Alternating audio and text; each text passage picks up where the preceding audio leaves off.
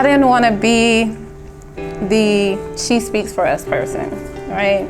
But then I'm pulling from the girl up at the West End Mall, that I'm pulling from, you know, the water boys up the street, that I'm pulling from the Muslim brothers with the bean pies and going to speak with them, that I'm pulling from the Hebrew Israelites, that I'm pulling from my grandmama, my cousins who actually lived here and live here, that I'm pulling from people on Atwood and Lucille in Queen Street, that I'm not specifically speaking for myself and what I think, but I'm pulling from people who actually live here and what they feel and they deem is important.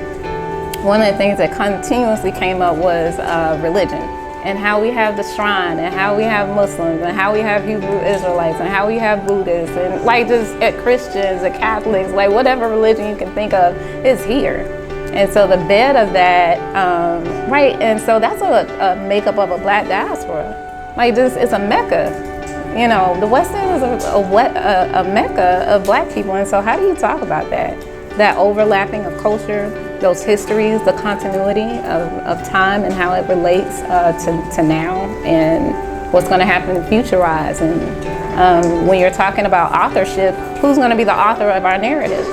And so how can we be the lead of our stories, of our narratives? And I felt like that was really important to this work as well. Yeah, and one of the ways that the Hammonds House will utilize this opportunity is that we're going to provide opportunities throughout the exhibition for people to come in and tell their stories and tell their West End stories, which I think is really important as the West End is changing. The face of the West End is changing. Between urban renewal and gentrification, you know, we're going to look up 2 years from now, 3 years from now, and the place will look very different.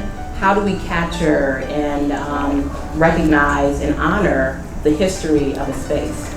When we're done with this exhibition, we will take those stories and we're going to go ahead and pass them over to Clark and Land, or over to the Woodruff Library at the AU Center, so that becomes a repository of these stories. Hammonds House will obviously keep a copy, but that way it'll also be in a public space where people can be able to listen to them, and they will be archived for the future.